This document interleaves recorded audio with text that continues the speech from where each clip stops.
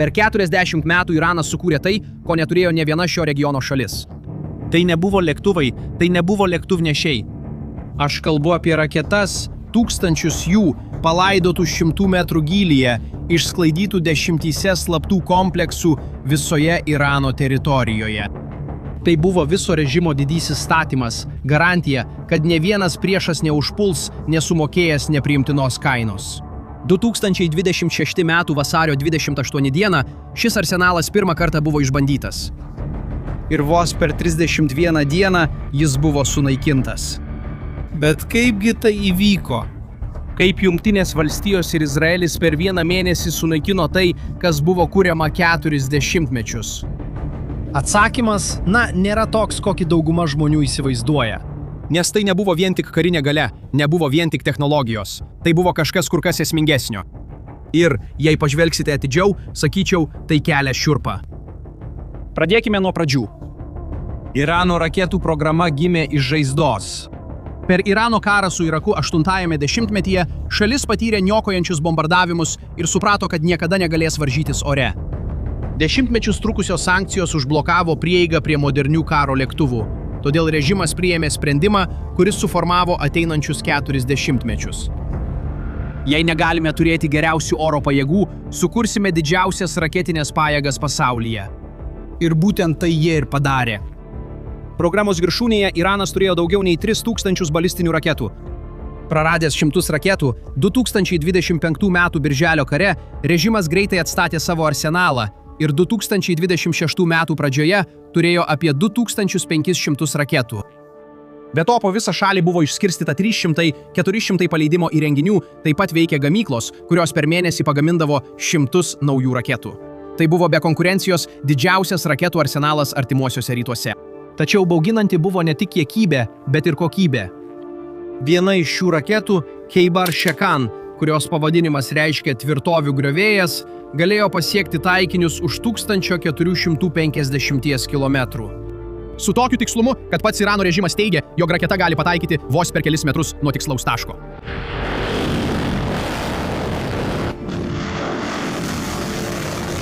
Ir tai darydavo maskuodamasis. Jis buvo gabenamas ant įprastai atrodančios transporto priemonės, kurią beveik neįmanoma atskirti nuo civilinio sunkvežimio palydovinėse nuotraukose. Tuo tarpu Khorramshahr 4 nešė kovinę galvutę, sveriančią iki 1,8 tonos, o versijoje su subamunicija galėjo padengti 8 km spindulio plotą, pakankamai, kad sunaikintų visą rajoną.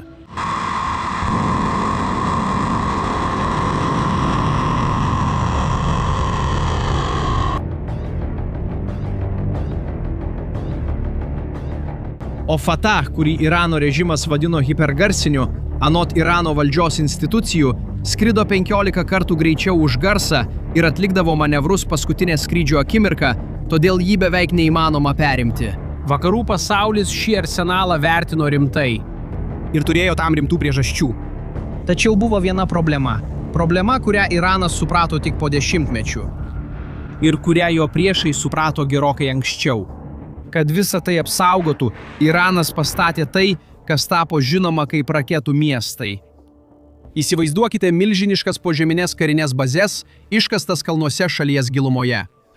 Tuneliai, kurių aukštis siekia iki 10 metrų, pakankamai aukšti, kad pro juos galėtų pravažiuoti 3 aukštų pastatas.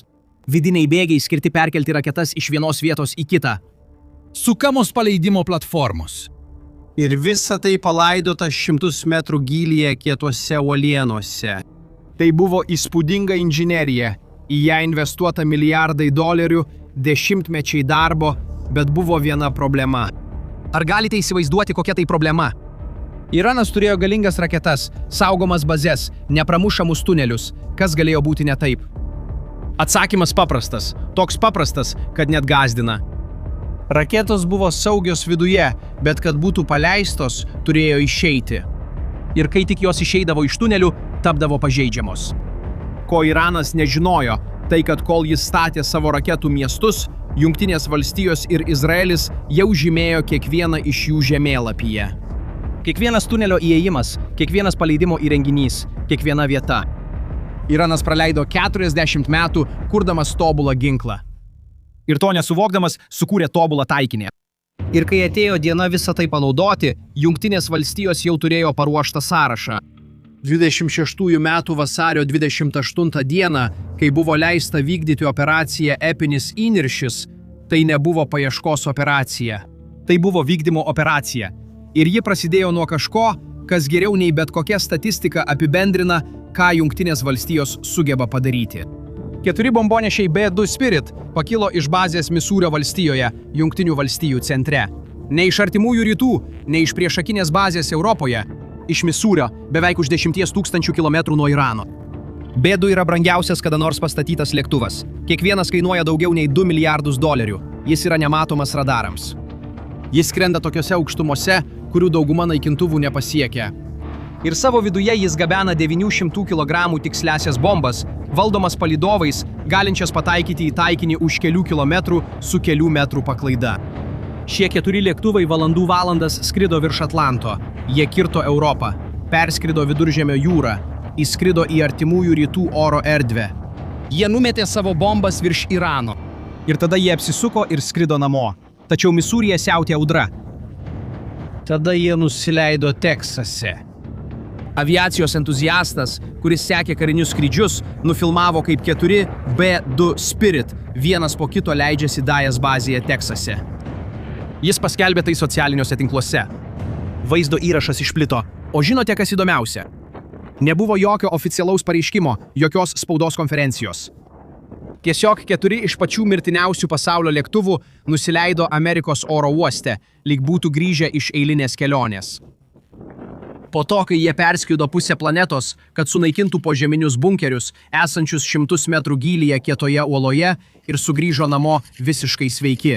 Tai yra tai, ką gali padaryti Jungtinės valstijos, ir būtent su tuo susidūrė Iranas. Tačiau B2 buvo tik pradžia. Kitomis dienomis Irano arsenalo naikinimas buvo sistemingas ir negailestingas. Tai vyko 3 frontais vienu metu. Pirmasis žingsnis buvo sunaikinti Irano oro gynybą. Tai yra visus sistemas, kuriuos Iranas naudojo priešo lėktuvams numušti. Be šios apsaugos ore viskas apačioje liko pažeidžiama. Izraelio dronai, veikiantys kaip kamikadzės raketos, smigo į radarus ir oro gynybos baterijas. Amerikietiškos elektroninio trikdymo sistemos nutildė ryšius, o programišių atakos sumažino Irano interneto pajėgumą iki mažiau nei 4% įprasto lygio per 60 valandų. Per mažiau nei vieną dieną Jungtinės valstijos ir Izraelis kontroliavo Irano dangų. Daugiau nei 100 oro gynybos sistemų buvo sunaikinta. Ne vienas amerikiečių ar izraeliečių naikintuvas nebuvo numuštas mūšyje. Antrasis frontas buvo raketų paleidimo įrenginių medžioklė. Ir būtent čia technologijos viską pakeitė. 2 dronų tipai tapo pagrindiniais šios medžioklės veikėjais. Pirmasis buvo izraelietiškas Hermes 900, pavadintas Kohav, kas hebrajų kalba reiškia žvaigždę, turintis 15 metrų sparnų mojį ir galintis skristi. Jis galėjo skristi iki 40 valandų nenusileisdamas ir be pertraukos patruliavo Irano dangų. Tai, kas jį darė ypatinga, nebuvo dydis, o tai, ką jis nešė viduje. Infraraudonųjų spindulių kameros, aukštos raiškos radaras ir hiperspektriniai jutikliai. Visą tai realių laikų apdoroja dirbtinis intelektas. Sistema automatiškai apjungdavo šią informaciją ir pažymėdavo bet kokią įtartiną transporto priemonę pasislėpusią vietovėje. Kai raketų paleidimo įrenginys išeidavo iš tunelio, Hermes 900 jau stebėdavo jį. Antrasis buvo amerikietiškas MQ-9 Reaper, garsiausias pasaulyje kovinis dronas, galintis nešti iki 8 Hellfire raketų ir išbūti ore daugiau nei 24 valandas. CENTCOM, Amerikos centrinė vadavietė, buvo atsakinga už visas Jungtinių valstijų karinės operacijas artimuosiuose rytuose. Socialiniuose tinkluose pasirodė vaizdo įrašas, kuriame užfiksuotas tikslus momentas, kai amerikietiškas MQ-9 Reaper dronas paleidžia Hellfire raketą ir sunaikina balistinių raketų paleidimo įrenginį, kuris ruošiasi paleidimui.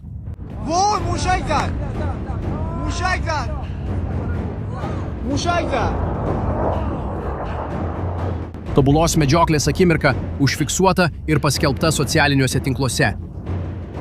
Darbo pasidalymas buvo tikslus. Hermes 900 surasdavo taikinius ir juos pažymėdavo. Reaper sunaikindavo. Kai Reaperio nebuvo prieinama, Pats Hermes iškviesdavo netoliese esančius Izraelio naikintuvus. Nuo taikinio nustatymo iki šūvio praeidavo minutės, kartais sekundės. Kai tunelių ėjimai būdavo subombarduoti, Iranas siųsdavo traktorius bandyti juos atidaryti iš naujo. Centcom paskelbė vaizdo įrašus, kuriuose matyti, kaip šie traktoriai sunaikinami vos tik pasirodė. Tai buvo užburtas ratas be išeities. Gilesniems įrenginiams amerikiečiai naudojo tą 13 tonų bombą. Metodas buvo toks pat paprastas kaip ir žiaurus. Mesti kelias tokias bombas į tą pačią įėjimo vietą, vieną po kitos, kiekvienu smūgiu gilinant skylę. 32 Irano bazių analizė parodė, kad visos jos buvo pataikytos. 77% identifikuotų tunelių įėjimų buvo subombarduoti. Ir trečioji kryptis buvo sunaikinti gamyklas, ne tik esamus raketas, bet ir galimybę gaminti naujas. 2/3 raketų ir dronų gamybos įrenginių buvo sugadinti arba sunaikinti. Ir jūroje per pirmąsias savaitės buvo sunaikta 10 Irano karinių laivų, o per visą konfliktą šis skaičius išaugo iki daugiau nei 150 laivų. Amerikos povandeninis laivas torpedavo ir nuskandino Irano laivą. Pirmasis priešo laivo nuskandinimas Amerikos povandeninių laivų kovos metu nuo 1945 metų. Ir viso to, ką matėme iki šiol, rezultatus galite pamatyti skaičiuose. Pirmąją dieną Iranas paleido 480 balistinių raketų. Istorinis rekordas. Ketvirtą dieną šis skaičius sumažėjo iki 42. 10 dieną mažiau nei 40. 22 dieną jų buvo tiek mažai, kad galėjai suskaičiuoti ant vienos rankos pirštų. Per 10 dienų paleidimo pajėgumai sumažėjo 92%. 70% paleidimo įrenginių buvo sunaikinta. Daugiau nei 700 su raketų programa susijusių taikinių buvo sunaikinti. Izraelio pareigūnas gerai apibendrino tai, kas įvyko viena fraze. Šiuo metu Irano režimas nesugeba gaminti raketų. Dabar, neturėdamas gamybos galimybių, neturėdamas paleidimo įrenginių, režimas, kuris dešimtmečius grasino artimiesiems rytams didžiausių raketų arsenalų regione, vos per mėnesį liko be galimybės atsakyti. 40 metų lažybos nepasiteisino. Ką žlikų? Na, Hormuzo sąsiauris. Bet tai tema kitam vaizdo įrašui. Kaip matote, Iranas nepralaimėjo dėl to, kad trūko raketų. Jis nepralaimėjo dėl pinigų ar technologijų stokos. Jis pralaimėjo, nes jo paslaptys buvo pavogtos per dešimtmečius. Ir režimas to nežinojo. Kiekvienas tunelis buvo pažymėtas, kiekviena rutina stebima, kiekviena vieta užregistruota. Kai prasidėjo karas, Jungtinės valstijos ir Izraelis nebandė perprasti Irano. Jie vykdė planą, kuris jau seniai egzistavo. Šiame amžiuje ne arsenalų dydis lemia, kas laimi, o tai, kas geriau pažįsta priešą. Iranas pasirinko betoną ir gylį. Jungtinės valstijos pasirinko informaciją ir žvalgybą ir per 31 dieną tapo aišku, kuri iš dviejų strategijų pasiteisino. Dabar noriu sužinoti jūsų nuomonę. Terminas, kurį Jungtinės valstijos davė Iranui priimti susitarimą, baigėsi balandžio 6 dieną. Ar manote, kad Iranas sutiks? Ar derybos žlugs? Palikite savo nuomonę komentaruose. Jei šis vaizdo įrašas jums padėjo geriau suprasti, kas vyksta, pasidalykite juos su žmogumi, kuris domisi geopolitika. Ir jei dar nesate užsiprenumeravę, pasinaudokite progą užsiprenumeruoti dabar. Iki kito karto!